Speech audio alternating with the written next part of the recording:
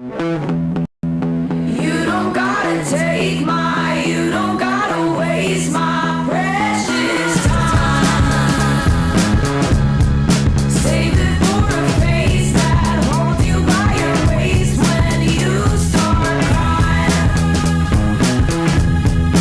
You don't gotta take my, you don't gotta waste my precious time. Years go by. I can't do it. Okay. We'll do it live. Okay. No. We'll do it live. Fuck it. Do it live. I'll write it and we'll do it live. Right. Fucking thing sucks. In 5, 4, 3.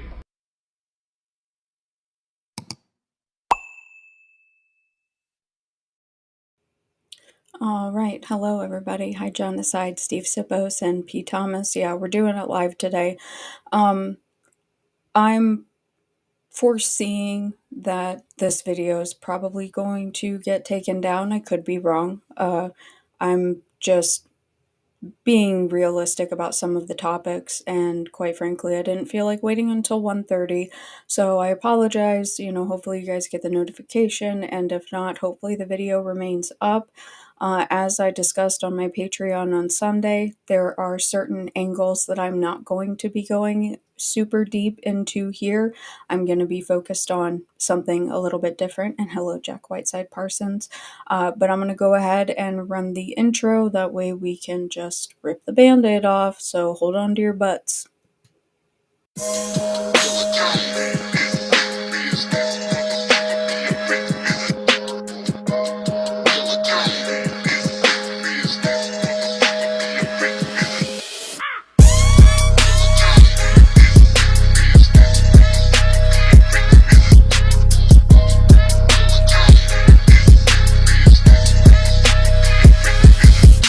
You know the scope is murder when I'm crossing through your fucking hood. Bullies with them bullies, banging the set is still up to no good. Bring the pump, leaving the body inside of the trunk. You better get slumped, make a little body and leave it in trunk. Slow to the phone, rolling the snow. West side, jumping out the whip with a full clip, then I let it bust with a deadly touch. Getting buck as fuck, don't get stuck by the devil's son. Curse and burn by the flames, this ain't in the range. I'm bringing the pain, look in the brain, I don't give a fuck. Hanging myself, then cut on the vein.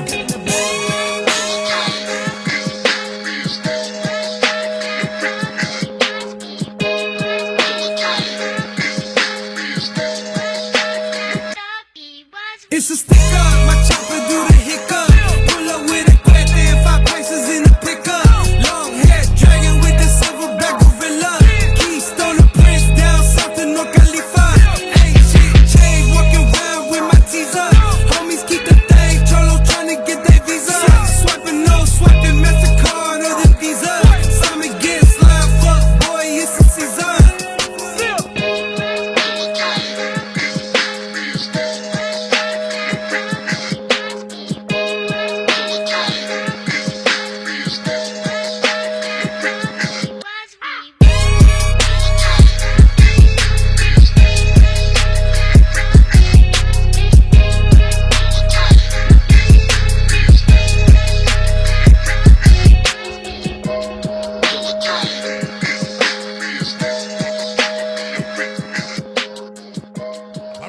For Trump. All right, now Sunflower Toast, Little Wing, Caden, JC, Black Raccoon Guy, Old Dirty Shinobi. I like that name. All right, cool. All right, so what are we talking about today? As I stated in the short video teaser that I provided, which offended a lot of people, like, oh, like I didn't provide any information. Yeah, no shit. Small creators or researchers, we have to promote ourselves. But what I am going to be talking about today is completely original work by me, all by myself. It is not out here, okay? But this is information that you can find if you look hard enough. My intention is not to dox anybody, but what I am going to lay out today, I went through with a fine-tooth comb, and I don't really care how you feel about it. It's not my problem, okay? So, obviously we're talking about Candace Owens, and people have left some comments because, over on Operation GCD, he has that game, Who is Your Daddy and What Does He Do? right? It works every time. It works every time. So we have a long way to go until I get there. We have to take a certain journey, okay, in order to get to who her father is. I have to lay out this groundwork. So let's go ahead and let us begin. All right, so this is, and you can see this is from the way back, okay? So this is Black Past, Candace Owens, published April 13th, 2019. We're going to see a lot of repetitive information, and I am not reading through all of this, okay? I am going to be pointing to these things. That way you can see the little chestnuts that vary in different articles depending on who's doing the interview. That way you can see how I got to where I got to, okay? So, at this time, she was the communications director for Turning Point USA, okay? Not going to sit here. Right here it says Owens was born in White Plains, New York, but grew up in Stamford, Connecticut, raised mainly by her mother, her parents being divorced. Upon graduating from Stanford High, Owens attended the University of Rhode Island with an intended major in journalism, but left after her junior year. Now, again, we're going to see this is all going to change invariably. That's the basic profile that I wanted to start with, okay? And I included the entire thing. That way you can see I'm not, cherry picking anything, all right? Now, let's go on to the next one.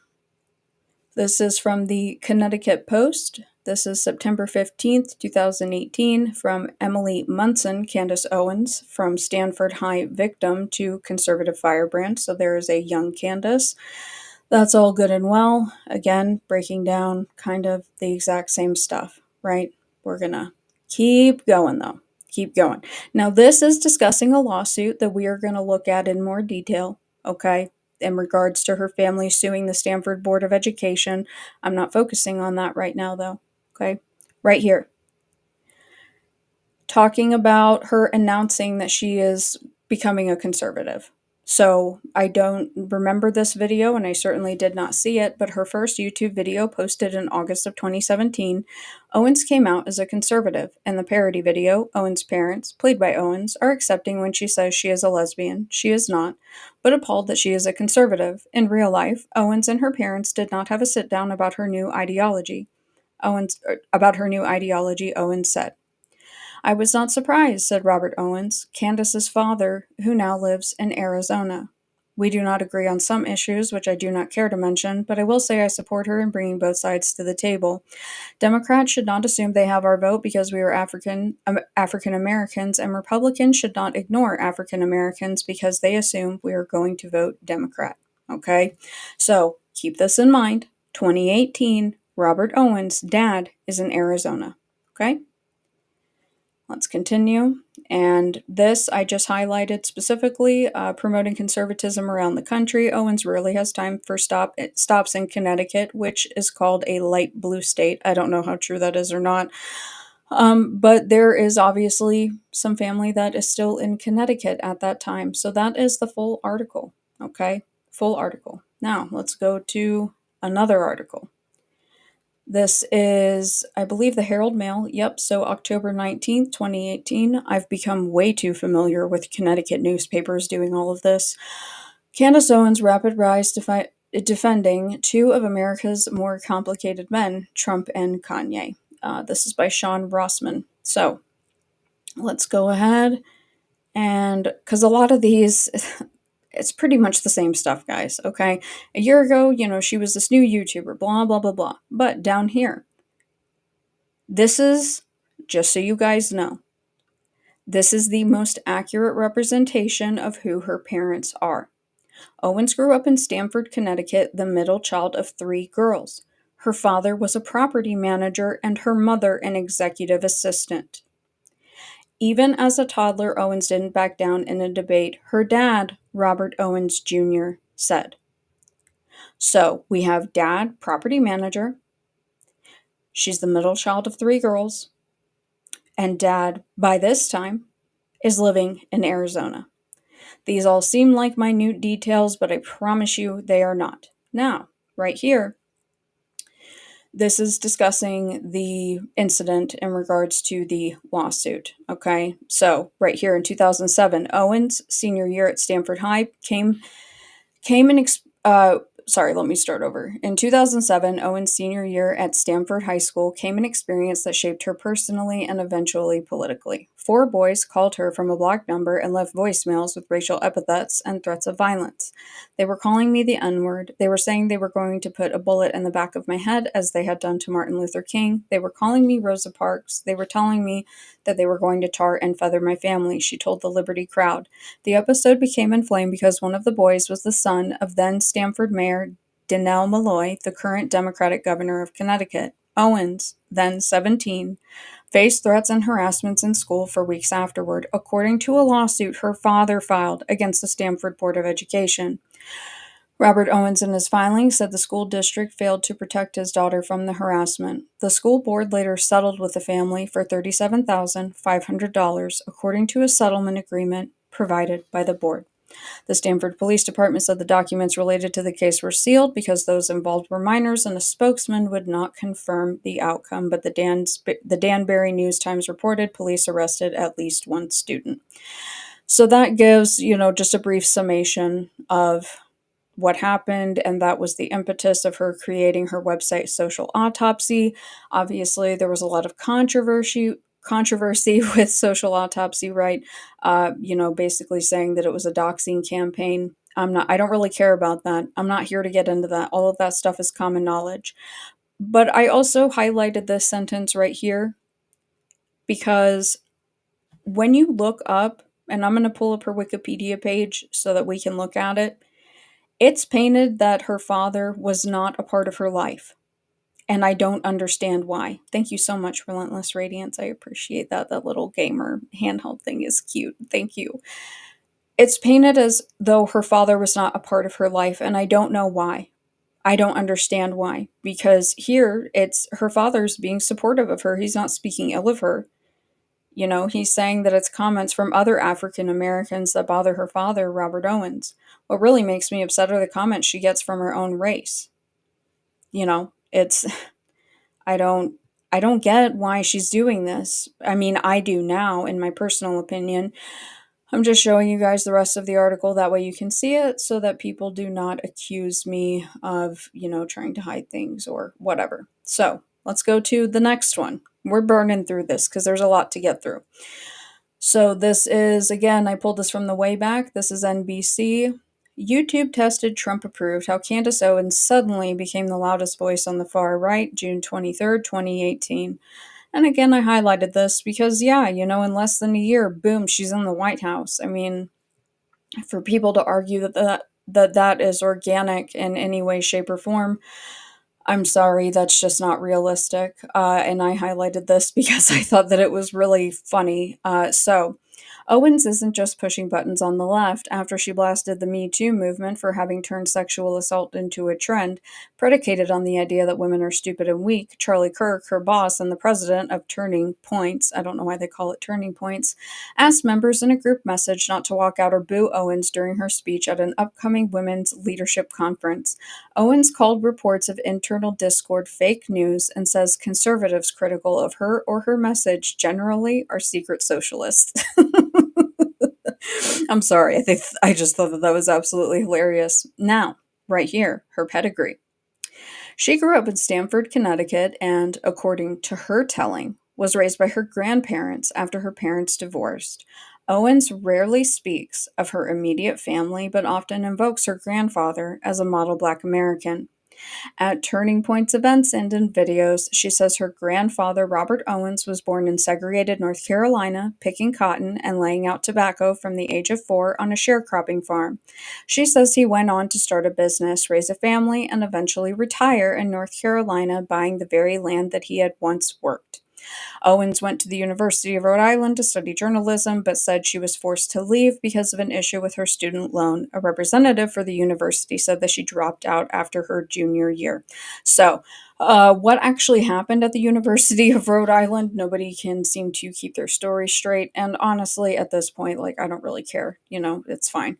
But here, again, talking about Social Autopsy, right? I'm just showing you guys. That way I'm not accused of cutting anything out of the article, okay? So according to her telling, she's raised by her grandparents. Now, this last part I had to include.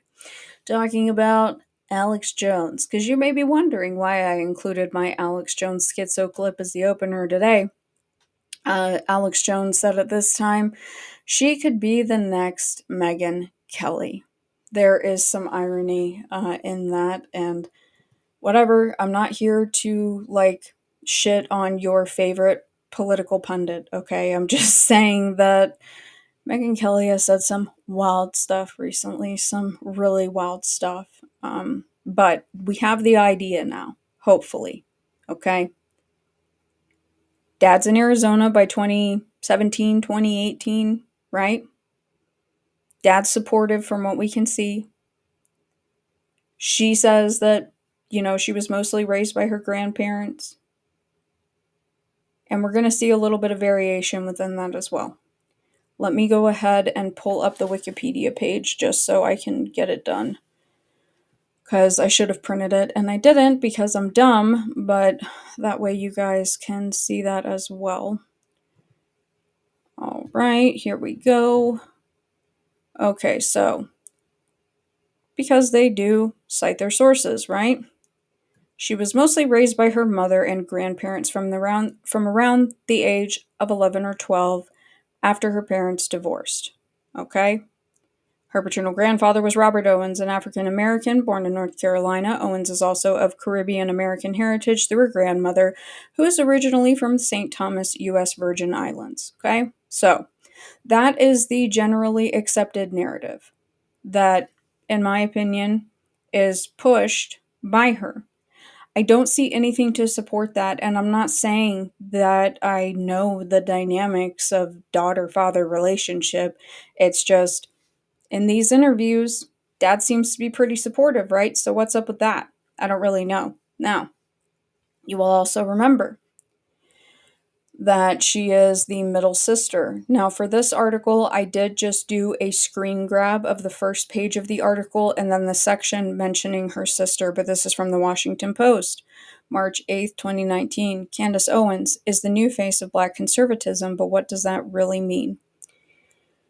And it's from the way back. So again, you can see the URL so you can look this up for yourself, right? So it says that she grew up in a low-income housing tower in Stamford on the edge of downtown, what she remembers as a pretty shitty apartment. She's the third of 4 children and shared a room with her 2 sisters. Her youngest sister, Brittany Davis, please remember that last name, says that as a child, Owens constantly asked why, like a sponge that just wanted to be soaked for more knowledge. She went all in on whatever she did, from cheerleading to a 5th grade production of Annie, and stood up for Davis and others when she felt something was unjust.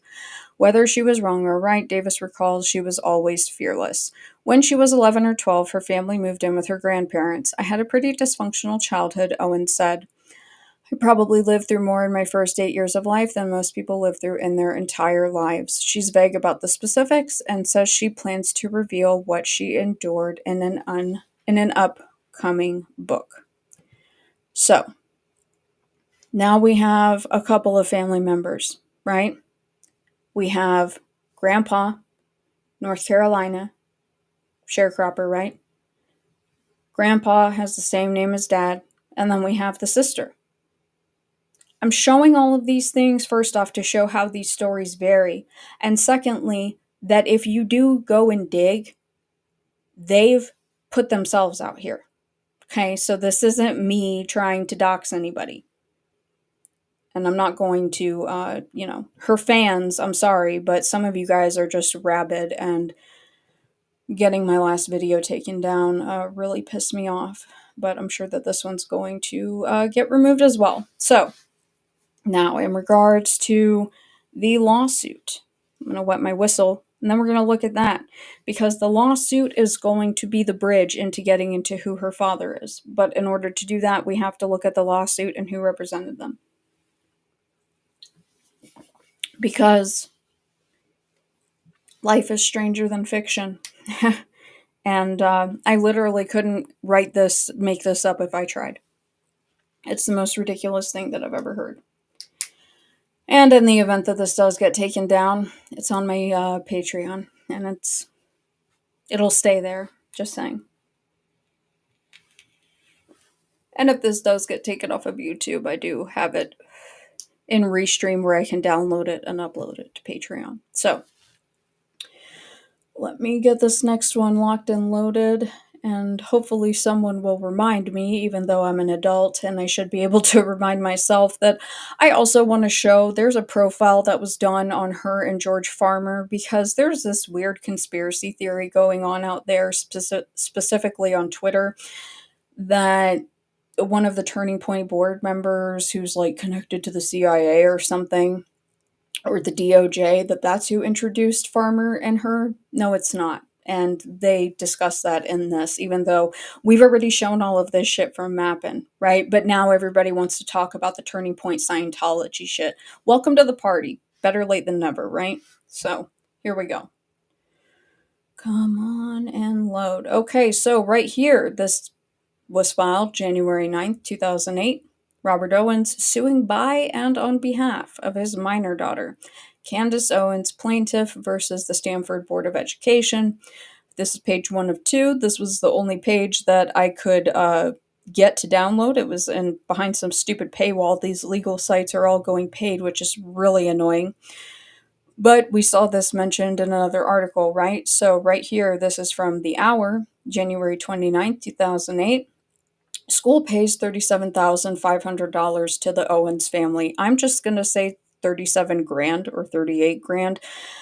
That way it doesn't sound like I'm having a stroke, okay? So, the settlement agreement obtained under the Freedom of Information Act, or FOIA, by the Stanford Times states that the school board has 30 days to pay the 37 grand to Stanford High graduate Candace Owens and her father Robert Owens through their attorney Norman Pattis of Bethany. The lawsuit was settled on January 10th.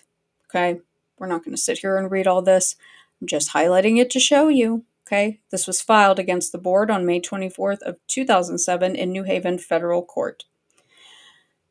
Let's keep going. That way you guys can see. I did think it was interesting that Pattis nor Robert Owens would return phone calls, but I think we're going to figure out why in regards to Pattis, specifically the NAACP gets involved.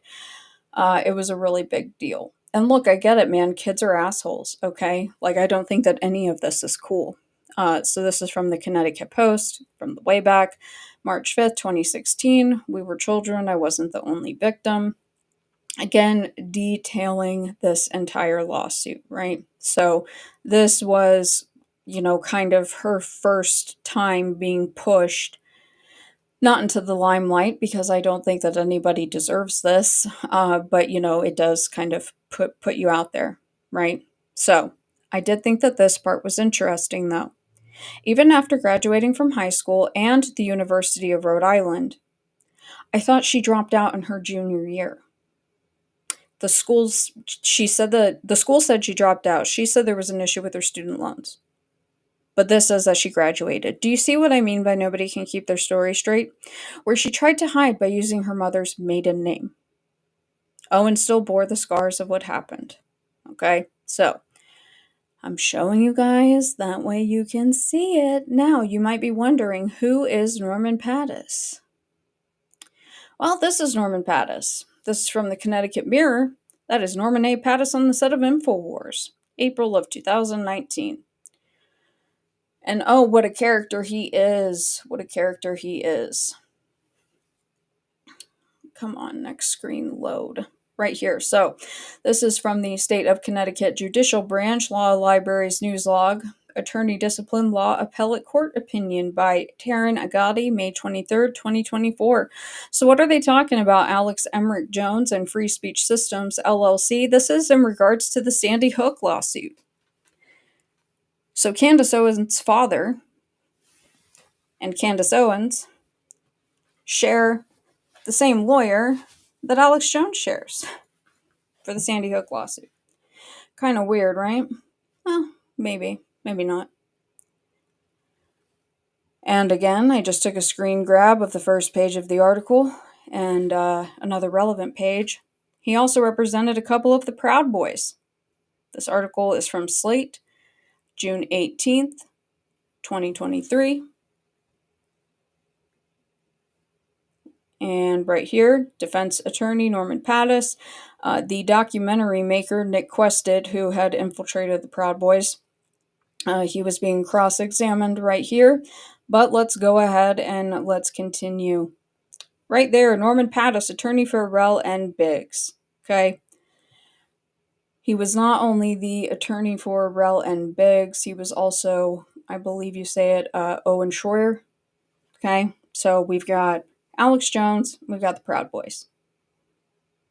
And Candace Owens and her dad. A little bit sus, a little bit odd, right? A little bit odd. Now, let me go ahead and get the next part up because we've got to talk about Norman Pattis a little bit, okay? We got to talk about Norman Pattis. Because I'm going to show that his reputation was known by the time Candace's parents hired him. Dad. Because it is her dad that filed. I thought maybe they had misrepresented and maybe it was her grandfather and that her dad actually wasn't in the picture, but that was her dad. So she was 17 at the time of that lawsuit. Why is she saying that she was primarily raised by her mother? That doesn't really make sense, right? Well, who else has Norman Pattis represented? Gets super fascinating. So, judge frowns on accused New York madam's third attorney switch. May 8th, 2012. I'm trying to see this without having to pull it up in a second way on my computer on my end. Only 3 months into her case, a suburban mother accused of running a multi-million-dollar Manhattan escort service is on her fourth set of lawyers. Anna Christina tried Wednesday to swap her legal team for a fourth time, aiming to bring on a veteran Connecticut criminal defense and civil rights attorney. All right, we're not going to read this whole thing, but while raising 4 children and rescuing pigs at her home in Monroe, New York, Christina arranged Manhattan assignations, I don't know what this has to be a misspelling, for wealthy clients for more than a decade and boasted of having law enforcement connections who could protect her, the Manhattan DA office says. The former lawyers have said she was simply trying to start a dating business. Damn. You hate it when you have a good idea and the government steps in, right? She was pleaded not guilty to promoting prostitution, a low-level felony. She's been held on $2 million bond, and since her February arrest, despite various lawyers' efforts to get lower bond. Sorry, I'm having a hard time reading the screen. Christina is due back in court Tuesday for a decision on whether she can now be represented by New Haven, Connecticut-based attorney Norman Pattis. Okay? There he is, Norman Pattis. Now, who else has he represented? Occupy New Haven, police officers accused of wrongdoing, and a woman charged with manslaughter in a car crash that killed 2 of her children.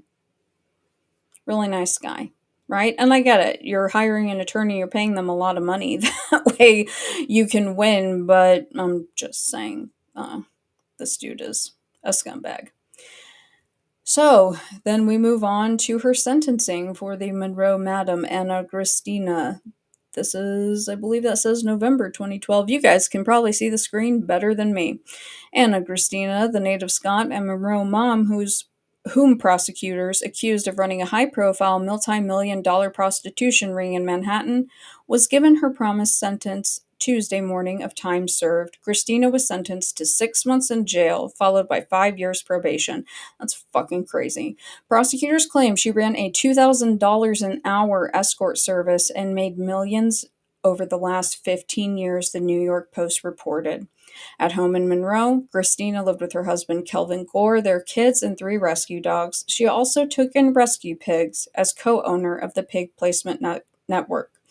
She pleaded guilty in September to promoting prostitution. Her lawyer, Norman Pattis, took swipes at the Manhattan DA's office after Tuesday's sentencing, and she is going to stay home, write a book possibly, and tend to her animal rescue work, because of course she has an animal rescue, right?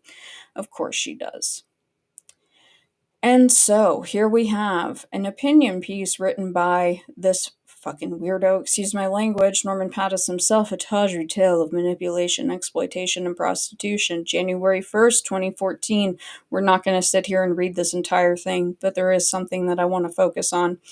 It is interesting that he kind of talks out of two sides of his mouth, saying he doesn't understand why prostitution is a crime, but also acknowledges that many of these women are drug addicted and are desperate, and the men are desperate. So, it's I don't really get it. Now let me see. Hold on.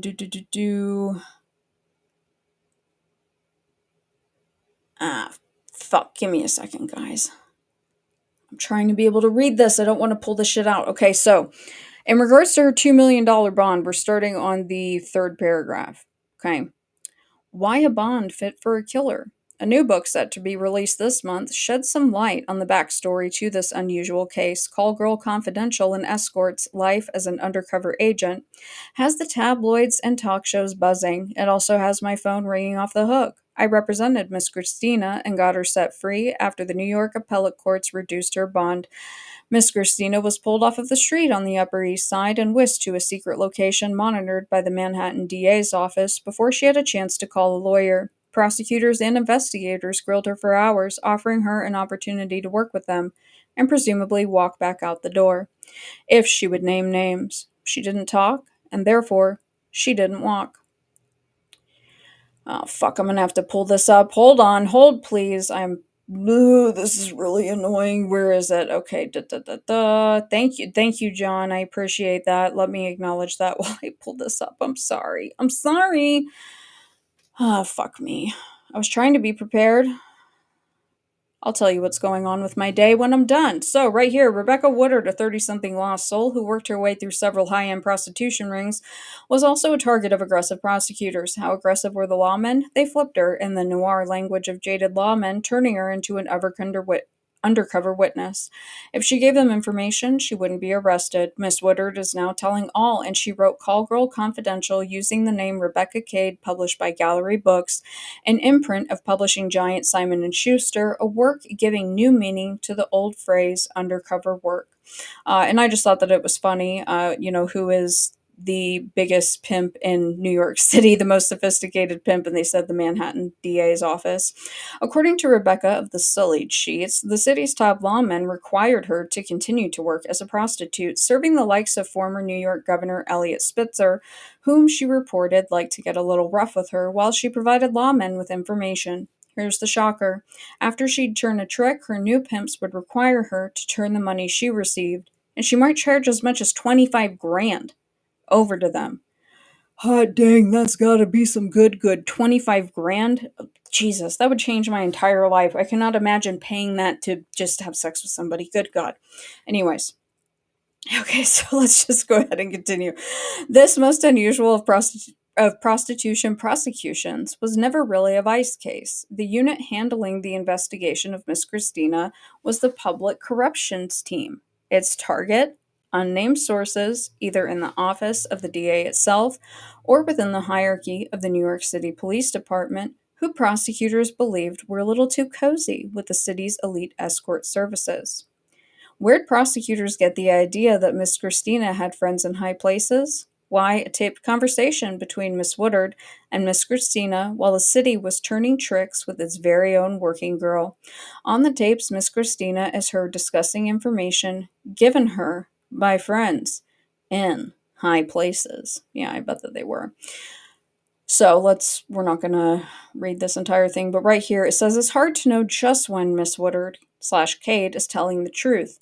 One claim she makes suggests she is, for the most part, reliable. In 2011, prosecutors pressed her to wire up and confront a financier who had once asked her to procure a child for illicit play. When Miss Woodard ambushed the financier, he clammed up, saying nothing prosecutors could use. It's very interesting. The other co-defendants in the case, Janie Mae Baker, got a slap on the wrist, as well as the accountant. The accountant didn't get any jail time, which I think is super sus. But right here it says Norman Pattis, criminal defense attorney and civil rights lawyer with offices in Bethany and New Haven, and he has the Pattis blog. Okay, so that is what we have for our baseline. Now, that book that he is referencing, you can find a copy of it. I just learned about this website recently called Book Read Free. It gives you a nice little preview. And so we have Rebecca Cade in Call Girl Confidential, and this is just a breakdown of the chapter title. Now, obviously, I was looking for Anna Christina, right? And that is number 10, The Last Great Madam. But there's a lot of other really good stuff in here as well. So let me get to that on my end. Now, again, not going to read the whole thing. However, she's giving a little bit of her backstory. She says she worked as an escort for both the Manhattan Madam, Kristen M. Davis, and Anna Christina, the so-called soccer mom madam. After the DA's swarm of spies stung Anna in 2012, she spent 4 months in jail and finally pleaded guilty to just one felony count of promoting prostitution. But make no mistake, Anna Christina ran the most successful high-class call girl business in New York City for more than a decade, with clients from London to Brunei, and I saw it all up close.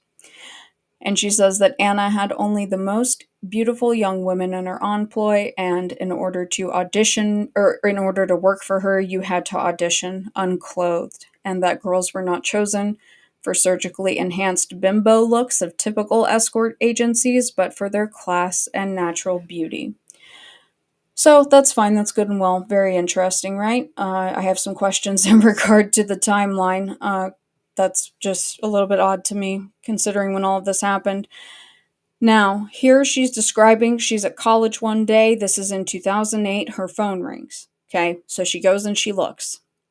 Her phone sounds during a lecture. It wasn't her booker trying to set up an appointment. She says, it was one of the girls I knew when I worked for Kristen Davis. So we have the soccer mom madam and the Manhattan madam. These are two different people. So, the famed Manhattan madam, a true New York character who overindulged herself with plastic surgery and who once ran for governor. It read simply, go to the nearest newsstand and find the article about Kristen. That was it, nothing else. I had not worked for Kristen for some time. I had moved on to a network so sophisticated it made Kristen's escort service look like child's play. Kristen was sloppy. She accepted gentlemen's credit cards, ran ads in the adult classifieds, and put everything into her computer. And right here, talking about the article in the New York Times that she found, $2 million bail set for woman in the brothel case. There was a photo of Kristen. She was on her way to solitary on Rikers after being charged with promoting prostitution and money laundering. Cops had found $476,000 in cash in her apartment. Holy fuckamole. They also found her black books, which contained the names of 10,000 men, including celebrities, athletes, and elected officials. Oh, you gotta wonder who was in that book. As the New York Post emblazoned across its front page days later with the headline Busted and a photo of Kristen with her ample implants spilling out, New York Governor Eliot Spitzer had been one of her clients. To be more specific, Spitzer had been one of my clients. He had just resigned 3 weeks earlier after getting caught with another prostitution ring. The black books contained all of the details of the client's sexual proclivities and what girls they liked. And let me make sure that we are on the right page here. Yeah, okay, so she's talking about her big sister. Okay, so she's obviously freaking out, right? She doesn't know what's going to happen. So she says that she calls her big sister, doesn't name her. Well, actually, yeah, she does. She gives the first name. But she says that her sister was a high-level Republican aide who was on Capitol Hill when she called her. Her sister's name is Bridget. She said, yes, I had told my sister that I had left Kristen's high-priced call girl agency long ago. What I had left out was that I had moved on to an even more wired and therefore more lucrative madam, Anna Christina. My sister assumed I had left the business. What did her sister say? Pull yourself together, go back to class and act as if nothing happened. So it is very clear that she's insinuating that her sister, who was a Republican aide at the time, was going to be helping her out, right? Now, in regards to getting involved in going undercover, a detective met with her, and she says that she reported to the Manhattan DA Robert Morgenthau's office. And she says Morgenthau, whose father had been FDR's Treasury Secretary and the architect of the New Deal, had ruled Manhattan law enforcement for 34 years. He was 89 years old, but still sharp and straight as an X-Acto knife. I would highly disagree. I would highly disagree about this person being straight in any way, shape, or form. Just because these things were still going on, right? This requires institutional corruption. What did Norman Pattis say? That it was cops, right? That this was almost like a corruption investigation into the NYPD. So yeah, Morgenthau, totally above board, right? But what does that have to do with the price of tea in China? Well, we have two madams. You guys get that now, right? We got two. It's not just one, there's two. Two madams. And we already looked at the pig one. Okay. So, who's the other one? The Manhattan Madam. Well, there she is. Manhattan Madam Kristen Davis doing presidential campaign PR work for RFK Jr. August 2024. And, whatever floats your boat, man. But I would say yes. There are some clear surgical enhancements, okay? And she was the PR strategist for RFK Jr. And it says right here, I have been a head advisor for a PAC supporting Robert F. Kennedy Jr., driven by my deep belief in his vision and potential as a candidate, Davis told Radar Online after contacting the publication following an in-depth Vanity Fair report that alleged, among other things, that he ate a roasted dog. We all remember the roasted dog thing, right? Okay, so there she is again. Like I said, whatever floats your boat. Not here to tell you what to like, what not to like. She's on Instagram, literally at Manhattan Madam. But right here, she says, I have dedicated the last 16 years to political PR and strategy. So if the math is mathing, then essentially, once she got done, she went right into politics. And I'm assuming that it was because of blackmail that she had on somebody. Why? Because in 2014, she was sentenced to 2 years in jail after she sold prescription pills to a government informant. So she was already done with her whole Manhattan Madam prostitution thing by that time, right? So is there a little bit of irony that she was working for RFK and she gets busted for selling prescription drugs to an undercover informant? I think there's a little bit, a little Illuminati approved. There's a little bit of irony there. I'm sorry. If you don't laugh, then you're just going to cry. Okay. We're getting there, guys. We're getting there. Hold on.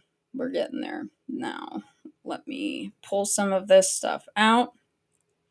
Now, the next article, I'm absolutely not going to read the entire thing. I just want to highlight the timeline here and show, in my personal opinion, that the Owens family, if they were going to do their due diligence in hiring Pattis, then it's very likely that they would have known who he was and what he did. And this is just my opinion, okay? But this should highlight what these people are into. I'm talking about the lawyers. So I believe this is from the Hartford Courant, from their archives, published August 1st, 1999, Animal Rights.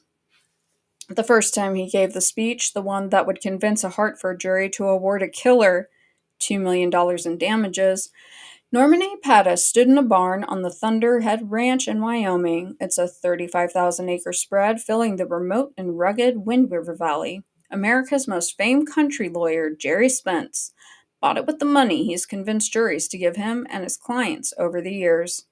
Thunderhead is home to the Trial Lawyers College, sort of a new age finishing school for men and women who make their living trying to get inside the heads of jurors and the deep pockets of insurance companies, corporations, and governments. Its founder and resident guru is Spence, a silver haired old gunslinger who argues cases in a trademark buckskin jacket. For a month every summer, about 40 lawyers trek to Thunderhead to learn from a lawyer who has not lost a criminal case in 40 years and a jury case of any kind in more than a quarter century. Spence has been called a magician, though not always as a compliment. An opponent once accused him of hypnotizing a jury with a pencil. Spence says he has no tricks, just a way of making ordinary folks see the truth and do the right thing. And the right thing can be very expensive.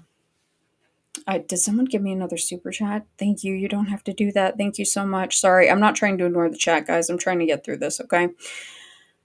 So we're going to get into who Jerry Spence is, but right here it's talking about how, Norman Pattis just got into law. He's relatively new. And Spence becomes interested in Norman Pattis's work through Pattis's representation of an individual by the name of Kevin King, a convict who claimed that correction officers beat him for assaulting another guard during an escaped attempt. If you've never heard of it, here's a case summary from that supermarket legal journal, the National Enquirer. It's beyond belief. A man rapes and stabs a 15-year-old girl to death. He's convicted, sent to prison, and then injured during an escape attempt. Incredibly, he sues the state for brutality and wins more than $2 million. It really happened. He was 24 years old at the time, and he raped and murdered Patricia Urbanski, a 15-year-old Polish immigrant. He was 6 days away from being sentenced to life in prison without the possibility of parole, and it was a date he did not intend to keep. Isn't this a nice guy? And he also stabbed one of the corrections officers, right? So he's a real fucking charmer. Sorry, this really pisses me off. So some of you may recognize the name Jerry Spence. August 26, 2025. So this guy just died at the age of 96. How did he get famous? He won a $10.5 million case for the family of whistleblower Karen Silkwood. I'm not going to get into Karen Silkwood. He also won a not guilty verdict for Imelda Marcos, wife of former Philippine President Ferdinand Marcos, who was accused of looting her country's treasury to fund a lavish lifestyle. And it says that he has not lost a case since 1969. Obviously, I think that the year is a little bit interesting. And I don't know why this article calls Randy Weaver a white separatist, but he also represented Randy Weaver from Ruby Ridge. And he was also a legal consultant for CNBC during the O.J. Simpson murder trial in 1995. Founded the Trial Lawyers College in 1993. What a resume. What a resume, right? Can't make this shit up. Do you see what I mean now? Now, this one I just included because I like the photo. This is just to show you guys. He's, I like cowboys. I get down with all that. I like my cowgirl boots. Yeah. But this is now called the Jerry Spence method. There's also a lot of sus stuff surrounding that. And one of the other individuals that is in that very long article titled Animal Rights in regards to Kevin King. This individual, Richard Racehorse Haynes, is spoken to at length in that article. And so this is his obituary from the El Paso Times. So this guy, his initial fame came when he defended wealthy Houston plastic surgeon John Hill at trial over the 1969. Man, there was a lot of weird shit going on in 1969, wasn't there? Slaying of Hill's socialite wife, Joan Robinson Hill, whom investigators said died after eating an eclair secretly laced with E. coli bacteria. The 1971 trial ended in a hung jury, but Hill was gunned down in the driveway of his mansion before he could be retried. The case was the subject of Thomas Thompson's best-selling book, Blood and Money, which was later made into a 1981 film, Murder in Texas, starring Sam Elliott and Farrah Fawcett. Haynes represented Fort Worth oilman T. Cullen Davis, the first billionaire to be indicted for murder in the U.S. Davis was accused of opening fire inside his mansion in 1976, killing his 12-year-old stepdaughter, Andrea Wilborn, and his estranged wife's boyfriend, Stan Farr. His estranged wife, Priscilla, and family friend, Gus Gavril Jr., were wounded. The first trial ended in a mistrial because of juror misconduct. The second ended in an acquittal in 1977. Davis was later indicted on a capital murder solicitation charge, accused of trying to arrange a hit on his estranged wife and the judge in their divorce case. Haynes won an acquittal of Davis in that case, too.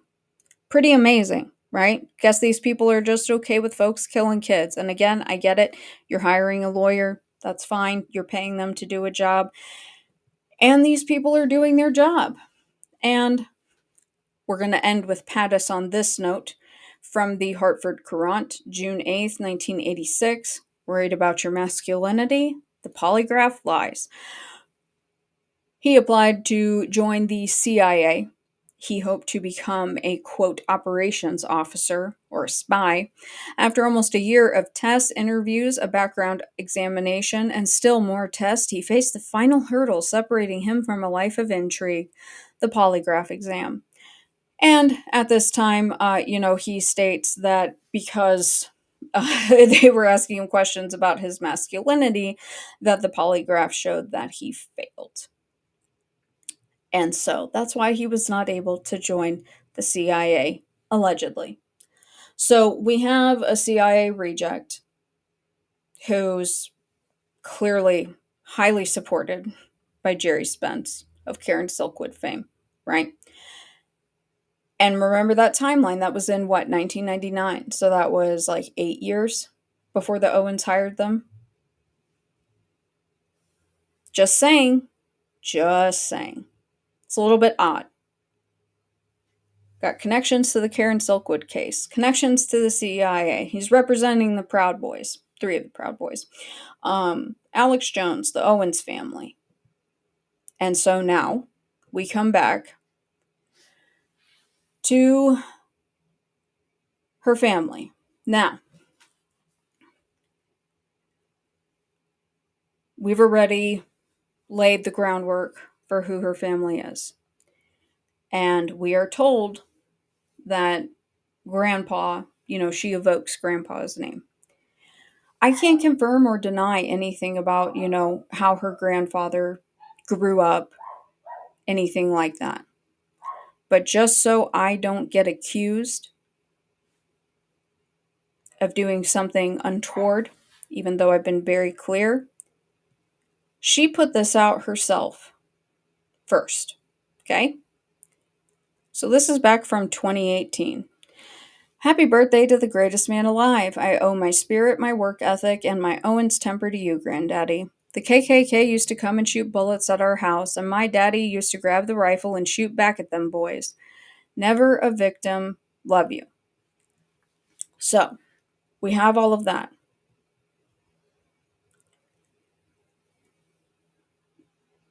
You put yourself out there. It is what it is. So the people that want to report for privacy violations or anything like that, no. That's not how any of that works. So now we know who her grandfather is per herself. Now we're going to look at his obituary. But this is going to pull up on the last page, and so I got to go back to the very beginning. So this is from Dignity Memorial, Robert Lee Owens Sr., October 12, 1941 to September 6, 2021. Born in Fayetteville, North Carolina, son of Dallas Lee Owens Sr. and Margaret Wells, he moved to Stamford, Connecticut in the late 50s, predeceased by his wife Nola. They were married on October 25, 1959 in Stamford, Connecticut, where they lived for 48 years prior to his retiring in North Carolina in 2008. Robert moved to Arizona. Remember, Dad's in Arizona. And the final months of his life to be with his family. Now, I'm not going to sit here and read this whole thing, okay? But just so you guys know, because I did try to find these businesses, Newfield Clean Dry Cleaners, Owens Maintenance Service, and O's Cleaning Service in Stamford, I could not find anything. I'm not saying that he didn't have these businesses, but I couldn't find anything. Hold on, who is this? Oh, fuck off, DOA. Get out of here. Why are you trying to take over my stream? Kiss my ass. Okay, so right here, as a Christian, this is talking about Grandpa. He was a devout Jehovah's Witness for almost 60 years. As one of Jehovah's Witnesses, he volunteered his time in many different capacities as a ministerial servant, elder, and a pioneer. Besides being a husband to Nola, he raised 3 children. 3. He was an actively involved grandfather, always providing love and guidance and inspiration. And it says there that this is written by his children and his grandchildren. Okay, so we have all of that. Let's continue. And right here, so I'm showing these for a reason. Okay, so this is someone calling him Uncle Robert, Aunt Nola, right? Okay. Right here. I will miss you, Mr. Owens, and my deepest condolences to Robbie and Veronica. But look at the top one, because I just read the one from Daryl Williams. Robbie, Veronica, and Ronell. Robbie is Robert, is dad. You get it? I'm trying to make this make sense, because I have to walk you guys through all of this in order for this to make sense. Okay? So, you guys saw the last page at the beginning. There we go. Now, and yeah, he was a Jehovah's Witness. I don't really know what to tell people. So here is, again, that way you can see I'm not logged into Facebook. None of this stuff is private. Okay? You can Google it. If you can Google it, it's there. It's open, right? Lovely family photo. That's fine. And again, just laying out the argument for who family is, yeah? Desert. Doesn't look like Connecticut to me.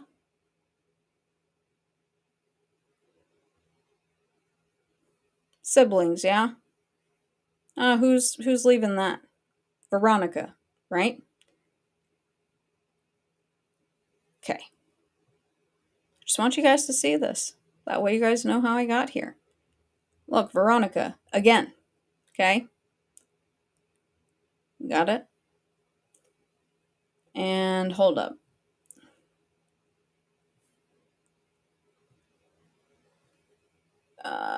Yeah, DOA or whoever this lore of defender of whoever, you can fuck off. I don't know why you're trying to hijack my stream, but you can go the fuck away. And mods, please feel free to block anything that's related to DOA. Get fucked. Please. People have no respect for me sitting here and spending fucking 26 hours putting this shit together, trying to find all of this shit. Well, yeah, I mean, he's obviously making sock accounts. Go fuck yourself. Anyways, so we've got all of that, right? We've laid that groundwork. Now, let's look at Grandma, okay? Ooh, that looks crazy. Hold on, let me go to the first page because that's not what I was trying to pull up. So, Grandma's name was Nola, right? And it does say, remember, we read this in one of her profiles. Or actually, it was on Wikipedia. So, Virgin Islands, born September 24th, 1942. Death, February 2013, Fayetteville, North Carolina. This all tracks, right? Burial, Stamford, Connecticut. Okay.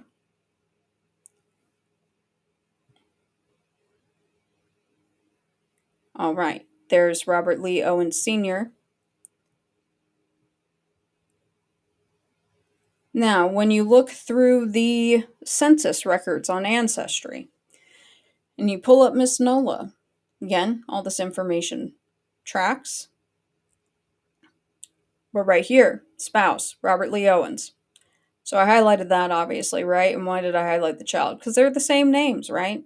Same names. So there's not a technical delineation between junior and senior, but look at right here. Evelyn Davis Owens. Remember her sister's name, Brittany Davis, right? And then we just saw Facebook with Veronica, right? So Veronica Owens Cobb. So Ernest Cobb is the spouse. And then remember the comments in the obituaries. Veronica, Robbie, Ronell. So then there's Ronell. You get it now? Okay. Let's go to the next one. And this matches Grandpa's obituary. They got to the date. They were married October 25th, 1959 in Stamford. They left out the T, but Robert L. Owens and Nola Van Holten. Okay. And right here, this is just showing, I'm not really going to get into this side of the family, the Blydens, just because this is on the mom's side, okay? But I do think that this individual's history is interesting because they were at Pfizer as a chemical operator for 4 years and also served in the Navy for 22. This is Nola's brother. Okay, so Nola's brother. It says it down here. And then another sister, Ida Epps, lives in Stamford. This is from The Day newspaper, July 28th, 1991. So, does that make sense so far? We have all of that laid out. We see Davis, Owens, Cobb, Veronica, Ronell, Robbie, aka Robert, aka Dad. I hope that all of that makes sense.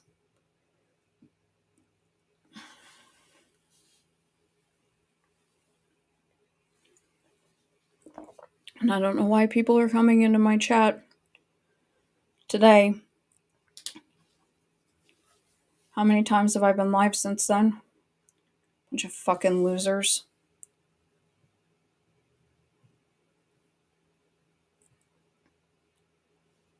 How many sock accounts are you gonna make? Seriously.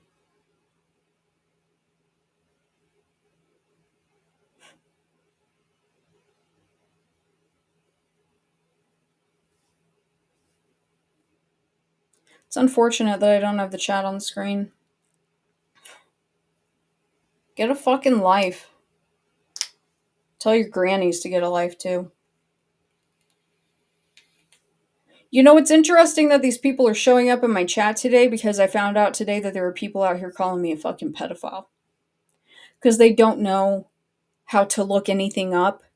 And there's a mother somewhere that has a daughter that has the same name as me who allegedly abused. I don't know if it was a sibling or a cousin or anything. A young boy. A 13-year-old boy, I guess. But because they have the same name as me, even though my mother's fucking dead, and they said that that's why I lost my nursing license. My nursing license is active. It's interesting that you show up here today doing this when I found that out this morning.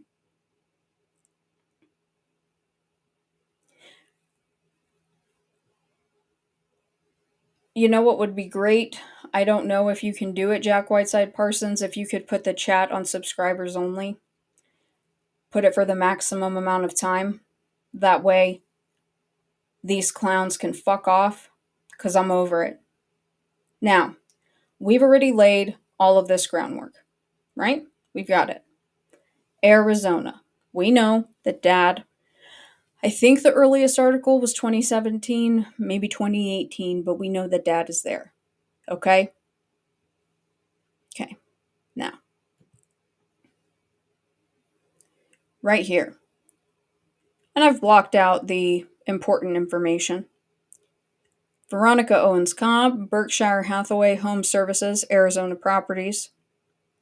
And again, this is stuff that you can look up, but I did obviously redact the important things, okay? And just to show you guys that this is Berkshire Hathaway, so Americana, Arizona LLC, doing business as Berkshire Hathaway Home Services, Arizona Properties. Now, when you use these websites, these are free, they're on Google, and I'm not providing any personal information, okay? They can be hit or miss. Got to do a lot of cross-referencing, right? And we see this name game here. Robert L. Owens, Robert E. Owens. We see junior, senior being used interchangeably, right? We see the email as well being used interchangeably, right? Okay. Now, on this account, it does show grandma and grandpa are deceased. It shows the aunt in Arizona. It does list her sister, Brittany Davis, as the wife. Obviously, that's very wildly inaccurate. But I have found her older sister, her younger sister, and again, you can't make this shit up. But I would like you to pay attention to the first email that is listed. Robert Owens of Valley Income, because that's going to be the one that's important. But just to show you guys that I've done my due diligence, that is her aunt, Veronica, in the J.M. Wright Technical School 1980 yearbook. I freaking love her outfit. I'm like, slay, girl. I just love old fashioned. But just to show you guys how deeply I have dug, okay? I have gone in as hard as humanly possible to find these individuals. Because Robert Owens is a very common name. Robert Lee Owens is a very common name. And I do not want to make any... Oh, I accidentally clicked this again, I think, and I didn't mean to. I don't want to make any... It's not even accusations. It's just presumptions. She does look like Candace. I think she's very beautiful. I think Candace is beautiful. Fucking smoke show, you know? It's just... whatever. So, now, as Operation GCD would say, we are going to play the game, Who is Your Daddy? And what does he do?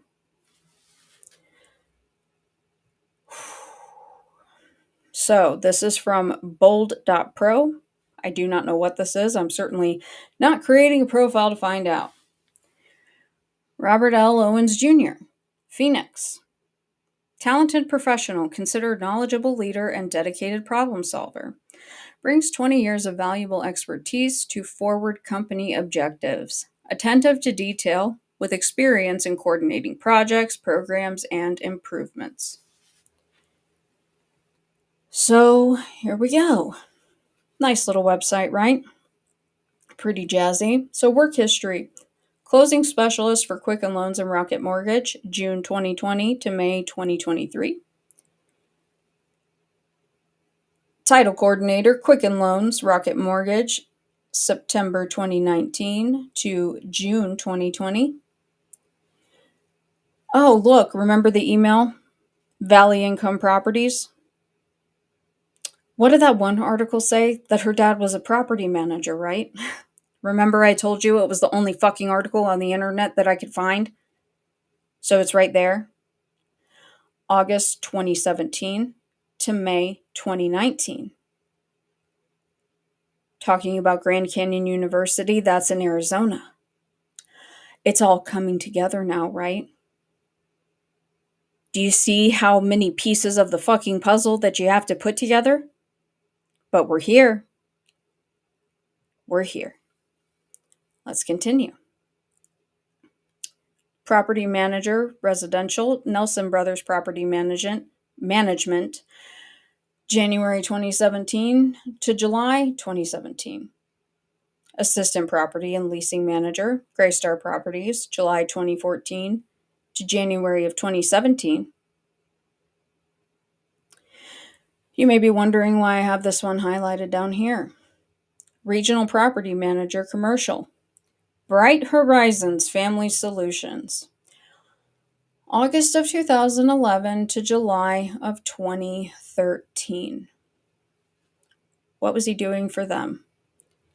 Commercial real estate daycare centers, 4,000 square feet each, managed 45 daycare centers in Connecticut and New York. In charge of contracts, janitorial, snow removal, landscaping, fire alarm systems, and security during tragic loss of life at Sandy Hook.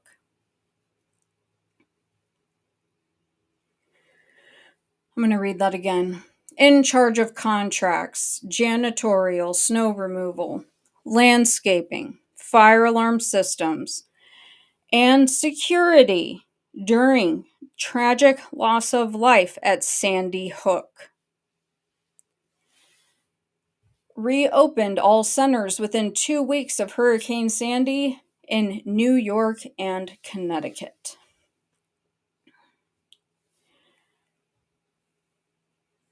Property Manager, Commercial and Residential for the Mutual Housing Association, September 2000 to July 2011. And then Energy Conservation Consulting Project Manager after that. And there is the rest of his timeline. But I think I'm going to read this again because it took me 26 hours to get here. Okay? In charge of contracts, janitorial, snow removal, and landscaping, fire alarm systems, and security during tragic loss of life at Sandy Hook. How do you like them apples?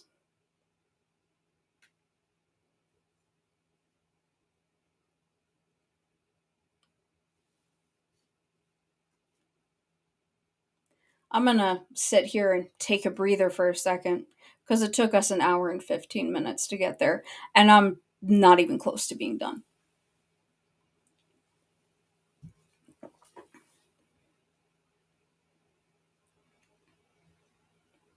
I would like to ask everybody a question. Do you think that Alex Jones knows that her father was in control of the contracts for Sandy Hook during tragic loss of life? I'm quoting her own dad.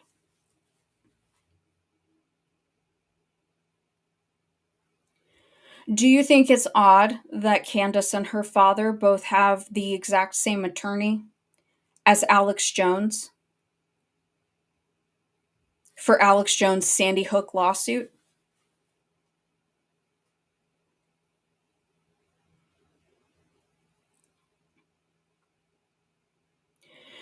Do you understand what kind of insider you have to have the contracts, the supervisor of the contracts for that?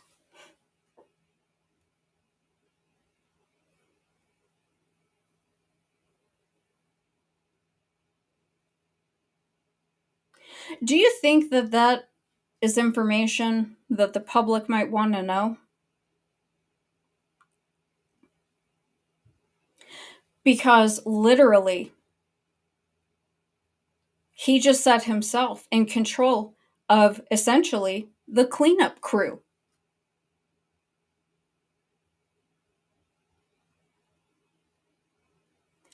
This is according to her own father's resume. This isn't me pulling it out of thin air. So if you want to report my shit, go nuts. But this information's out here. Do you also now understand why there has been the name game and why she does not want to talk about her parents?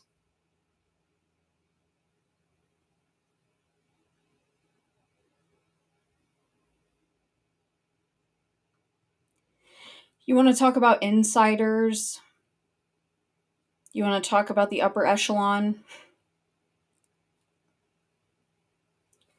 To control what went on that day. And no, I'm not a hoaxer at all. But to be in control of what went on that day, this is far beyond military, DOD family, anything like that. This is very deep. This is fucked up. And now do you see why I said that I almost think it's kind of odd that her family was in Arizona, where Erica Kirk's family and Erica are from? I don't know what connections there are there. It took me that long, a total of 36 hours, to organize all of that. It took me 26 just to find her dad. Why did I count? Because I felt like I was losing my fucking mind. So I'm like, Robert Owens Jr., Robert Owens Sr., Robert Lee Owens, Robert L. Owens. Like, I'm sitting there going cross-eyed. So I haven't even dug into that.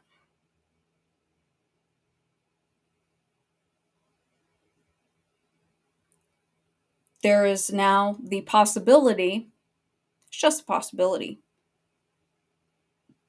of a relationship, between the Owens family and the France V, however you say it, Erica Kirk's family, since Daddy seems to be a bit of an insider.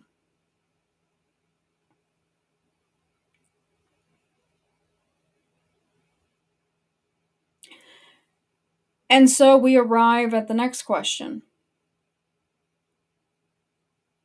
Because we've all seen it with our own eyes, right?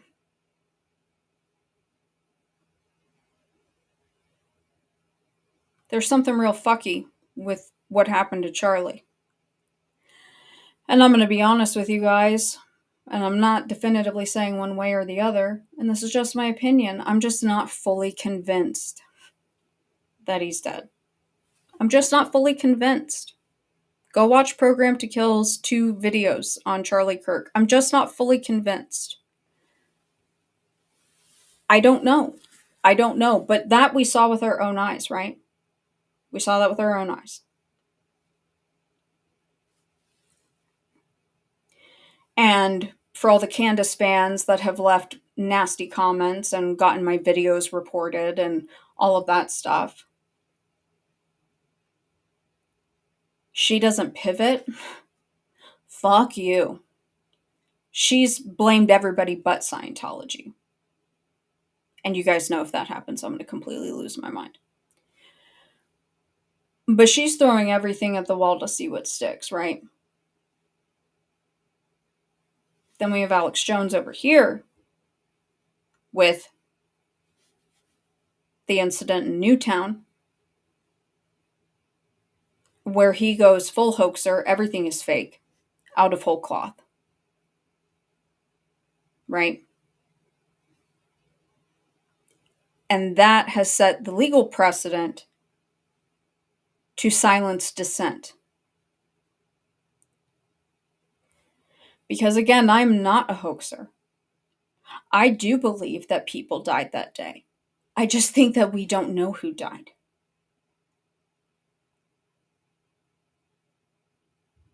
In my personal opinion,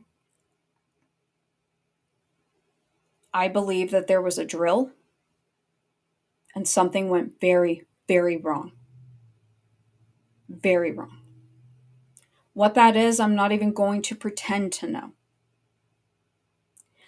But there are other people that I have met out here in these research streets on the internet who beat me, for years and years, that lost their channels for talking about this stuff. Now, I don't know if they were full hoaxers or not. I have no idea. But we have one side where you're allowed to just ask and make the most silly claims and just bounce around all over the place, right? That's Owens right now. And then we have Jones, where we didn't see what happened. He goes full hoaxer, and there's a fake lawsuit, right? Because that lawsuit was fake.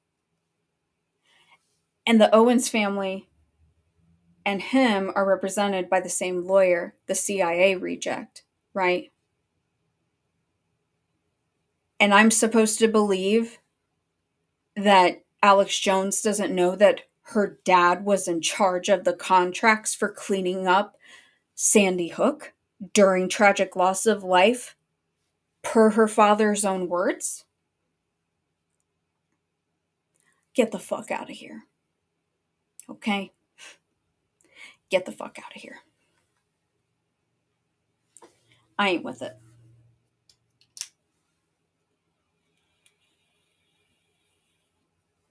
And I'm not telling anybody what to think or believe. If you would like to hear my super anointed stuff about the incident in Newtown, that's staying on my Patreon. I'm not going deep into that on here. Okay? That was what the Patreon was for.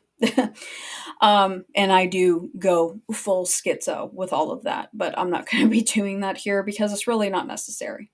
Now, I do want to show you guys, just to, kind of show you what this group is. Bright Horizons Family Solutions, right? There are papers out there. They're kind of like government policy papers. They're published in this magazine called Eric. Okay, so you see the little Eric logo down in the bottom left. And we're not going to read this whole thing, but Bright Horizons Family Solutions is the nation's largest provider of employer-sponsored childcare with family centers. I think I'm trying to read that. Sorry, serving 31,000 children for more than 200 companies, including Boeing, DuPont, Johnson & Johnson, Mattel, Motorola, and the United Nations. Yeah, this is the struggle right here, right? This is the struggle. The fuck you struggled. Now, this is a position paper, obvious. So by Jim Greenman. The title, What Happened to the World? Helping Children Cope in Turbulent Times, Facilitator's Guide and Student's Guide. Bright Horizons Family Solutions, published in 2001, talking about how to provide resources for children who are traumatized by things that the government definitely has not done. Right? That they definitely have not done. But to bring it into even a more modern example, and fuck you, Wall Street Journal, for putting this behind a paywall, COVID-19 created a childcare crisis, and big providers aim to fill a void. The biggest players in U.S. childcare see an opening in America's caregiving crisis. This feels extremely nefarious to me. I'm just going to say that. National operators such as KinderCare Education and Bright Horizons Family Solutions, Inc. are buying up closed centers, reaching out to parents who lost care during the pandemic, and signing contracts with employers to provide nannies and daycares for their workers. You want to talk about unspoken victims of the not bioweapon? It's that kind of stuff that people will never know. You dig? Hopefully you dig.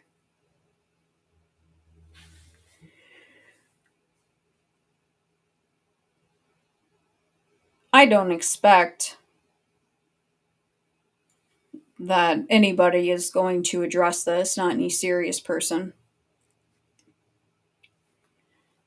But for the people who have half a brain, in my opinion, because fuck you if you think that I'm not allowed to have an opinion, I'm allowed to state it. I'm not telling you what to think, but I do have my opinion. If you take her seriously after learning this information and she does not address it, because this is not anywhere. Anywhere. I looked. I did my due diligence.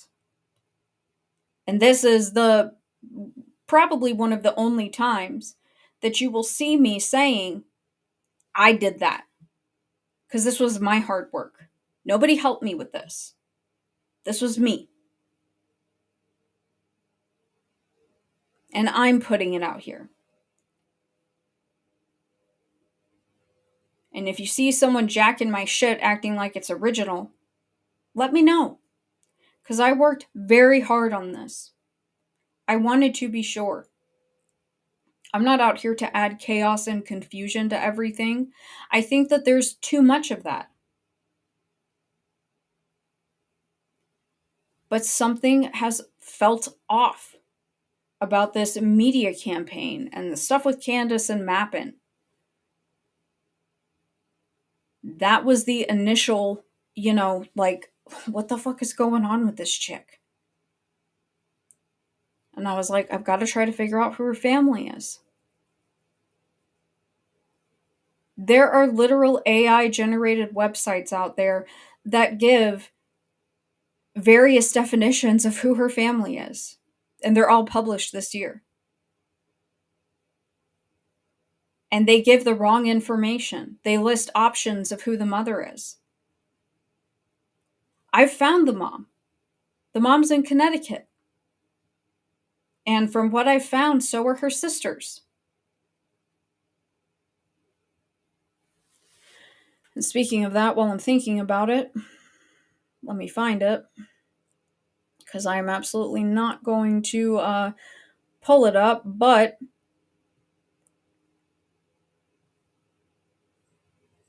because it's not my focus today. I have found, again, both of her sisters. Her older sister, Ashley, married a guy, and he's out here. They have a YouTube channel, okay? Married a guy by the name of Gavin Mistel. Gavin has a brother.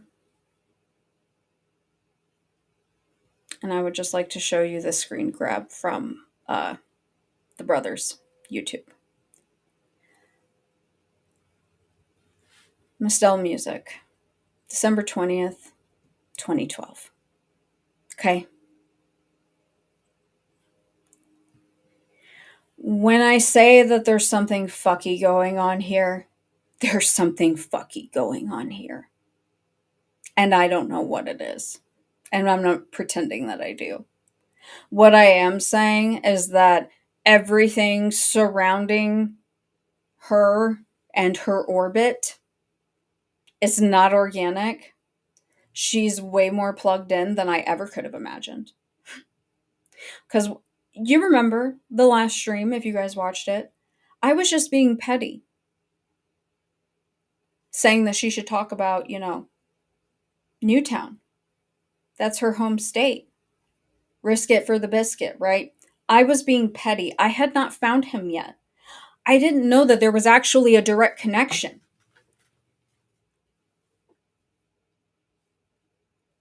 And if you think that you know what happened with that event, and I'm not pretending that I do, but if you think that asking questions makes someone automatically a heartless tinfoil hat conspiracy theorist, thanks to individuals like Alex Jones, fuck you, because you don't know everything. And it's bold of you to assume otherwise. Because I don't think that people should not be allowed to ask questions about something that is blatantly not what we've been told, right? It's not what we've been told. But again, I'm not going into that on here today.